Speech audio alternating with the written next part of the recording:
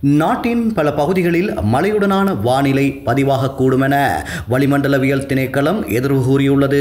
மேல் சப்ரகமுவ, தென், வடமேல் மற்றும் வடக்கு மாகாணங்களிலும் கண்டி, நுவரெலியா மாவட்டங்களிலும் மழையோ அல்லது இடியுடன் கூடிய மழையோ பதிவாகக்கூடும். மேல் சப்ரகமுவ, தென் மற்றும் வடக்கு மாகாணங்களின் சில பகுதிகளில் 50 மில்லிமீட்டர் வரையான மழைவீழ்ச்சி பதிவாகக்கூடிய சாத்தியம் நிலவுகிறது.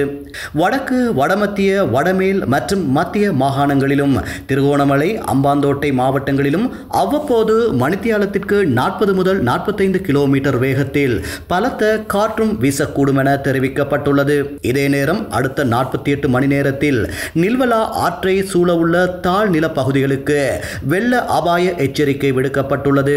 பஸ்கொட, கொட்டபொல, பிட்டபெத்தர, அக்குரச, அத்துரலிய, மாலிம்பட, கமுருப்பிட்டிய, திகாகொட, மராட்டிய மற்றும் தேவனுவர செயலக பிரிவுகளுக்குட்பட்ட தாழ்நில பகுதிகளுக்கு இந்த எச்சரிக்கை விடுக்கப்பட்டுள்ளதாக நீர்ப்பாசன திணைக்களம் தெரிவித்துள்ளது.